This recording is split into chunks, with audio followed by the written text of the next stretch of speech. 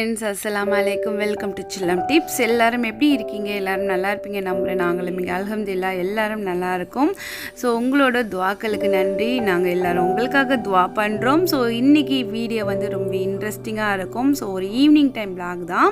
உங்களுக்கு பிடிச்ச மாதிரியான குட்டி குட்டி ரெசிபீஸ் வரும். அதே மாதிரி என்னோட மோட்டிவான ஒரு சில வேர்ட்ஸ் வந்து வீடியோட எண்டில் வரும். ஸோ மிஸ் பண்ணாமல் ஸ்கிப் பண்ணாமல் பாருங்கள். அதோட ஹப்பியோட ஃபன்னுமே இருக்குது. எல்லாத்தையுமே மிஸ் பண்ணாமல் பார்த்து என்ஜாய் பண்ணுங்கள். இப்போ டைம் பார்த்திங்கன்னா ஒரு 3 o'clock இருக்கும். சாரி, அபி வர நேரத்தில் உளுந்து வடை செஞ்சு வைக்கலாம் அப்படின்ட்டு உளுந்து வந்து ஒரு கப் அளவுக்கு எடுத்திருக்கேன். அது கூட வந்து ஒரு 2 ஸ்பூன் அளவுக்கு, டேபிள் ஸ்பூன் அளவுக்கு பார்த்திங்கன்னா பாஸ்மதி ரைஸ் சேர்த்துக்கோங்க.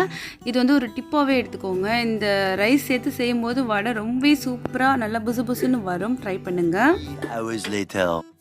இப்போ ஒரு 3 மணி நேரத்துக்கு அப்புறம் நல்லா வந்து ஈவினிங் 6 o'clock தாண்டிடுச்சு. அபியும் வந்துட்டாங்க. சரி வடை செஞ்சிடலாம். அவங்க வந்ததும் செஞ்சோம் அப்படின்னா சூடாக இருக்கும் இல்லையா, அதனால் எல்லாமே டக்குன்னு கட் பண்ணி வச்சுட்டு நான் வெயிட் பண்ணிகிட்டு இருந்தேன். ஸோ வந்துட்டாங்க. இப்போ வந்து வடை செஞ்சிடலாம் அப்படின்னு சொல்லிட்டு கிச்சனுக்கு வந்தாச்சு.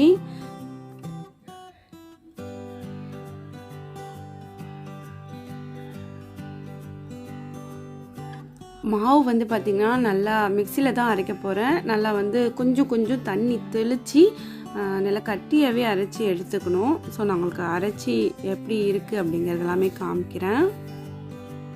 இந்த சைடு வந்துட்டு எல்லாம் கட் பண்ணி வச்சுருக்கேன். என்கிட்ட கருவேப்பிலை மட்டும் இல்லை. டக்குன்னு போய் வாங்கிட்டு வரவும் முடியாது. இந்தியா மாதிரி இங்கே டக்குன்னு கிடைக்காது. அதனால கருவேப்பிலை இல்லாமலே செஞ்சிடலாம் அப்படின்னு சொல்லிட்டு கருவேப்பிலை இல்லாமல் தான் இன்றைக்கி வந்து நான் செய்ய போகிறேன். உங்களில் யாருக்கெல்லாம் வந்து மெது வடை பிடிக்கும் அப்படின்னு சொல்லுங்கள். எங்கள் வீட்டில் எனக்கு பிடிச்சது வந்து மசால் வடை தான். என் ஹபிக்கு பிடிச்சது மெது வடை. அதனால் அவங்களுக்காக தான் செஞ்சிட்ருக்கேன். இந்த அளவுக்கு நல்லா கட்டியாக இருக்க மாதிரி அரைச்சி எடுத்துக்கோங்க. நல்லா தண்ணி வந்து கொஞ்சம் தொளிச்சு அரைச்சி எடுத்துக்கோங்க. இது கூட வந்து ஒரு 1/2 ஸ்பூன் அளவுக்கு முழு மிளகு அப்படியே வந்து சேர்த்துக்கலாம்.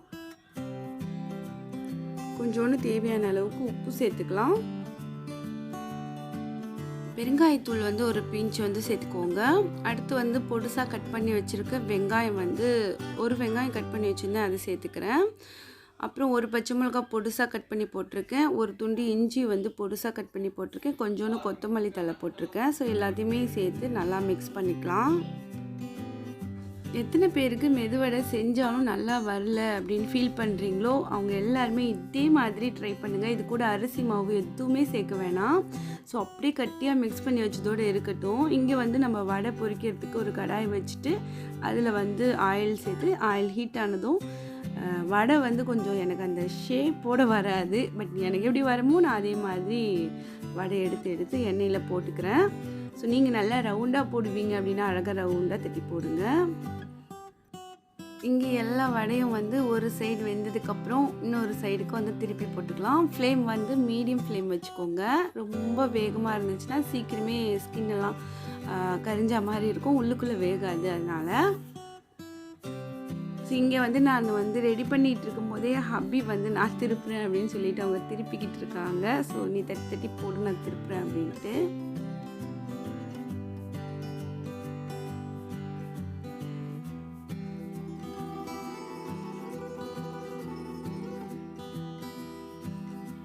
இந்த வடையோட தேங்காய் சட்னி இருந்துச்சுன்னா ரொம்பவே சூப்பராக இருக்கும். பட் நான் ஈவினிங் அப்படிங்கிறனால நம்ம வடை சாப்பிட்டுட்டு காஃபி இல்லை டீ குடிச்சிடலாம் அப்படின்னு சொல்லிட்டு நான் வந்து சட்னி பண்ணல. ஏன்னாக்கா வந்து என்கிட்ட தேங்காயும் இல்லை, எல்லாமே வந்து முடிஞ்சிடுச்சு. எல்லாமே வந்து வாங்க போகணும், லூலு போகணும். ஸோ அதனால் வந்து இருக்கிறத வச்சு அப்படி மேனேஜ் பண்ணி இந்த வடை வந்து இன்றைக்கி செஞ்சுருக்கேன்.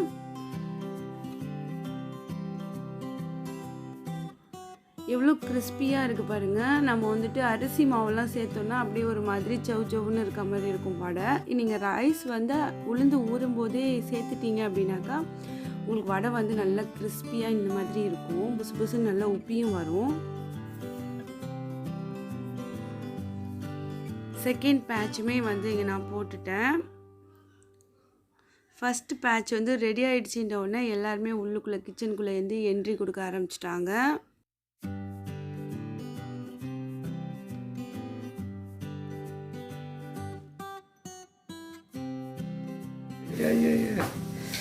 ஆவி பறக்க. செல்லக்குட்டி பெரிய டைனோசர் எடுத்துக்கோ, உனக்கு பிடிக்கும்ல மெது. ஓகே கோ. அப்புறம் என்ன சொல்லணும்னு நினச்சேன்னா, ரீசெண்டாக நம்ம சேனலில் அப்லோட் ஆன விலாகுக்கு எல்லாமே உங்களோட சப்போர்ட் நிறையவே கொடுத்துருக்கீங்க. எல்லாமே நல்லா இருக்குது, இந்த மாதிரி விலாக்ஸே அப்லோட் பண்ணுங்கள் அப்படின்னு சொல்லிட்டு அதில் ஏதாவது ரெசிபி இன்க்ளூட் பண்ணுங்கள், உங்கள் ரெசிபி ஈஸியாக இருக்குதுன்னு சொல்லியிருந்தீங்க. ஸோ நம்ம வந்துட்டு டக்குன்னு செஞ்சு முடிக்கிற மாதிரி ரெசிபி தான் வந்து நான் மேக்ஸிமம் வந்து செலக்ட் பண்ணுவேன். ஏன்னா வந்து பொழுதுனிக்கும் நம்மளை கிச்சன்லேயே நின்றுட்டோம் அப்படின்னாக்கா ஃபேமிலியோடு எப்போ வந்து டைம் ஸ்பெண்ட் பண்ணுறது அப்படின்ட்டு. நான் கிச்சனில் நின்றாலும் என் ஃபேமிலியே வந்து கிச்சனுக்குள்ளே வந்துடுவாங்க. ஸோ என்னை அப்படியே தனியாகவும் விட மாட்டாங்க.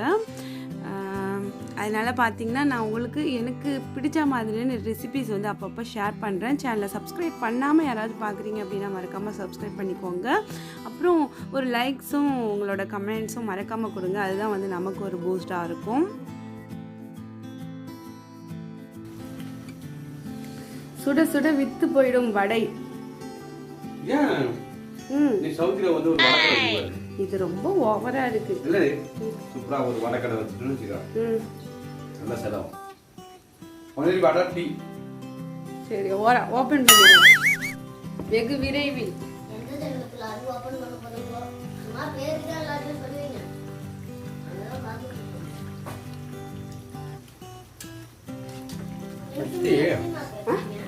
ரெண்டு நாளைக்கு முன்னாடி எனக்கு வடை ஞாபகம். அப்படியாங்க?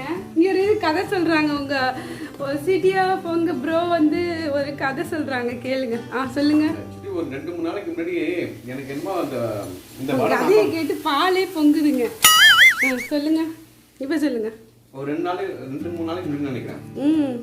எனக்கு மெது வடை சாப்பிடுற மாதிரி ஒரு ஃபீல் வந்துச்சு. அதான் எனக்கு தோணி இருக்கோ, அதனால தான் எனக்கு செஞ்சிருக்கணும். ஆமா கரெக்ட் தான். அப்படியா? அதே மாதிரி எனக்கு ஒரு 5 இருங்க. எனக்கு ஒரு வீட்ல மனைவி இதே மாதிரி சுட சுட கணவன்மார்கள் எடுத்து கிச்சன்ல நின்று எடுத்து சாப்பிட அது ஒரு தனி அலாதி தான். கண்டிப்பா எல்லாருக்கும் இந்த ஹாப்பினஸ் வந்து லைஃப்ல கிடைக்கணும். அடுத்து வந்து எனக்கு கூட ஒரு கனவு வந்துச்சு பாப்பு. என்ன கனவுன்னு கேளுங்க. நான் வந்து ஊட்டி விடுற மாதிரியா? இல்ல நீங்க ஒரு 5 பவுன் ஜுவல் வாங்கி தரேன் வான்னு கூப்பிடுற மாதிரி. கமெண்ட்ல கூப்பிடுறாங்க நினைக்கிறேன்.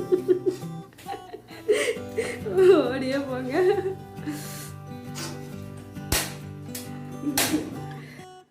ஜுவல்லுண்டவுடனே ஆள் வந்து எஸ்கேப் ஆகிறது பார்க்கவே நல்லா இருந்துச்சு. இதே வந்து உங்கள் வீட்லேயும் நடக்குமா அப்படிங்கிறத கமெண்ட்ஸில் சொல்லுங்கள். இங்கே வடை சுட்டு வைக்க காலிக்கிட்டே இருக்குது. ஃபைனலாக வந்து தமிழுக்கு ஒரு ஃபோட்டோ எடுக்க கூட இருக்காது போல் வடைன்னு சொல்லிகிட்டே வந்து நான் இங்கே காஃபி போட்டுட்ருக்கேன். எங்கள் வீட்டை பொறுத்த வரைக்கும் ஸோ வச்சு எல்லாத்தையும் டிஸ்பிளே பண்ணதுக்கப்புறம் தான் வந்து கை வைக்கணும் அப்படின்ட்டுலாம் இல்லை. சுட சுட எடுத்து சாப்பிட்றது தான் அழகு. அதனால் சாப்பிட்டுக்கோங்க, இருந்தாக்கா ஃபோட்டோ எடுத்துக்கிறேன், இல்லைன்னா ஒன்றும் பிரச்சனை இல்லை அப்படிங்கிற மாதிரி போயிட்டு இருந்தது.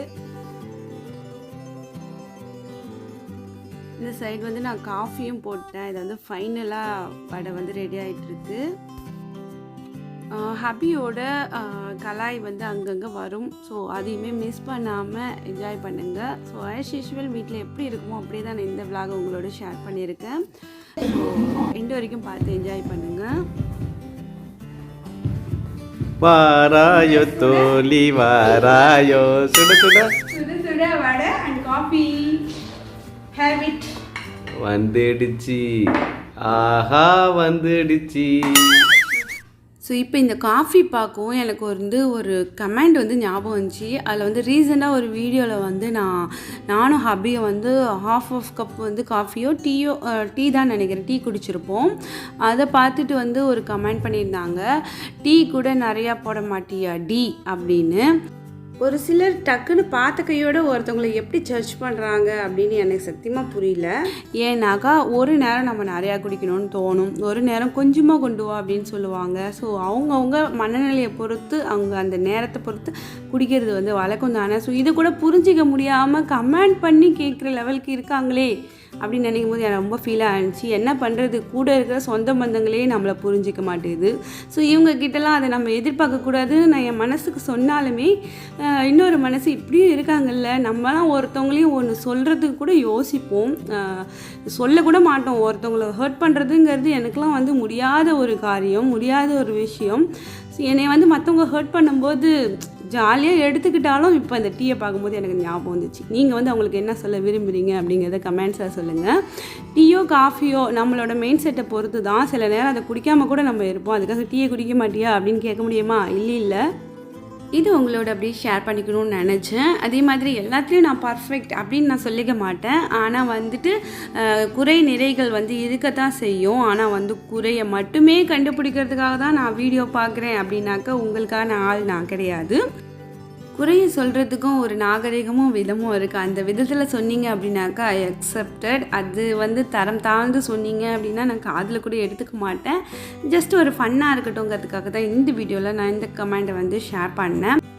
என்னதான் நம்ம லைஃப்பில் நம்ம வந்து நம்மளாக இருக்கணும், நம்மளே வந்து ஓன் டிசிஷன் எடுக்கணும் அப்படின்னு நம்ம நினச்சாலும் நம்ம கூட இருக்கிற சொந்தங்களும் சரி, இல்லை ஃப்ரெண்ட்ஸும் சரி, இல்லை இந்த மாதிரி மூணாவது மனிதர்களும் சரி, அப்படி நம்மளை இருக்க விடுறதே இல்லை. அவங்களோட சிந்தனைகளில் தான் நம்ம வந்து செயல்படணும் அப்படின்னு நினைக்கிறாங்க. அவங்களோட தாட்ஸை வந்து அப்படியே நம்ம பண்ணணும்னு நினைக்கிறாங்க. அது நம்ம லைஃபா இல்லை அவங்க லைஃபா, அவங்க டிசிஷன் அப்படியே நம்ம பண்ணுறதுக்கு அப்படின்னு சொல்லிட்டு நிறைய விஷயங்கள் வந்து இந்த மாதிரி விஷயங்கள் தான் நமக்கு வந்து ப்ராப்ளமே வந்து ஸ்டார்ட் ஆகும். நம்மளோட ஓன் டிசிஷனை நம்ம எடுக்கிறோம் அப்படின்னு விட்டுட்டாலே வந்து எல்லா ஃபேமிலிலையும் இந்த சொந்தங்களோட பிரச்சனையே வராது, நண்பர்களோடையுமே பிரச்சனை வராது. இதையே வந்து அவங்க புரிஞ்சிக்க மாட்டேங்கிறாங்க அப்படின்ட்டு தெரியல. இதுக்கு வந்து நான் வந்து வயசில் மூத்தவ, நான் சொல்கிறது தான் நீ கேட்கணும் இப்படிங்கிற டாமினேட்டிங்லாம் இங்கே வந்து எங்கேருந்து வருதுன்னு தெரியல. இது எல்லாமே நான் என் லைஃப்பில் ஃபேஸ் பண்ணியிருக்கேன். ஒரு ஸ்டேஜுக்கு மேலே உங்கள் லைஃப்பை நீங்கள் வாழுங்க, நாங்கள் எங்கள் லைஃப் நாங்கள் வாழுறோன்னு ஒரு முடிவு எடுக்கும்போது தான் நம்மளால் நிம்மதியாகவே வாழ முடியுது. இவ்வளோ தான் வந்து அட்ஜஸ்ட் பண்ணி போகிறது நம்ம அப்படிங்கிற மாதிரி. இதே மாதிரி நீங்களும் உங்கள் லைஃப்பில் ஃபேஸ் பண்ணியிருக்கீங்களா? அதிகமாக நான் டிப்ரெஷனில் இருந்த காலங்கள்னு பார்த்தாக்கா இந்த மாதிரி நம்ம வந்து முடிவெடுக்க திணறின காலங்களை தான் நம்மளால் சொல்ல முடியும். ஸோ என் லைஃப்பில் இப்படி ஒரு காலங்கள் எல்லாமே நான் கடந்து வந்தேன். ஸோ நீங்கள் இந்த மாதிரி சுச்சுவேஷன் எல்லாமே ஃபேஸ் பண்ணியிருக்கீங்களா அப்படிங்கிறத கமெண்ட்ஸில் சொல்லுங்கள். இது எப்படி நீங்கள் ஹேண்டில் பண்ணீங்க அப்படிங்கிறத. ஸோ உங்களோட நிறைய விஷயங்கள் வந்து ஷேர் பண்ணிக்கிட்டேன். நான் வந்து ஷேர் பண்ணிக்கிறது எல்லாமே என் லைஃப்பில் நான் கடந்து வந்த விஷயம்தான். இது ஏன் உங்களோட ஷேர் பண்ணுறேன்னா, இப்படியெல்லாம் கடந்து வந்ததுக்கப்புறம் இப்படி ஒரு லைஃப் இருக்குது. ஸோ யாருமே வந்து டிப்ரெஷனில் அப்படி இருந்துடாதீங்க, அதை விட்டு வெளியில் வாங்க. பேசிகிட்டே பார்த்திங்கன்னா நான் வந்து துணி காய போட்டுக்கிட்டு இருந்தேன். என்னோடய செல்லக்குட்டி வந்து எனக்கு ஹெல்ப் பண்ணான். எல்லாமே சேர்ந்து காய போட்டாச்சு. அதோட வந்து நைட் போல் பார்த்திங்கன்னா கொஞ்சம் நேரம் டேடி சன்ஸ் எல்லாமே வந்து விளையாடிட்டு இருந்தாங்க. நம்ம 2 குட்டி டைனோசரும் பார்த்திங்கன்னா அவங்க டேடியோட பார்த்திங்கன்னா ப்ராக்டிஸ் பண்ணிகிட்டு இருக்காங்க. ஓரளவுக்கு வந்து விளையாட ஆரம்பிச்சிட்டாங்க அப்படின்னா அவங்க கொஞ்சம் ஆக்டிவ் கிடைக்கும், எனர்ஜியாக வந்து இருப்பாங்க. சும்மா வந்து விளையாடாமல் வீட்லேயே இருக்கிறது வந்து நல்லது கிடையாது. நமக்கு வந்து இந்த பிளேஸ் வந்து ஃப்ரீயாக இருக்கும்போது அவங்களுக்கும் விளையாடுற மூடு இருக்கும்போது விளையாடுங்க அப்படின்னு சொல்லி விட்டுறது தான். நம்மளாம் சின்ன பிள்ளையில எவ்வளோ ஓடி ஆடி விளையாண்டுருப்போம். இப்போ உள்ள பசங்களுக்கு அந்த அளவுக்கு அந்த ஓடி ஆடி விளையாடுறது கிடைக்கிறது இல்லை. ஸோ அதனால் இந்த மாதிரி நம்ம அப்பப்போ நம்மளே ப்ளே பண்ணுறதுக்கு அவங்கள மோட்டிவ் பண்ணால் தான் உண்டு. ஸோ நீங்களும் உங்கள் வீட்டு குட்டீஸை கொஞ்சம் நல்லா விளையாட சொல்லுங்கள். விளையாடுறது தான் வந்து உடம்புக்கு ஆரோக்கியம் தரும்.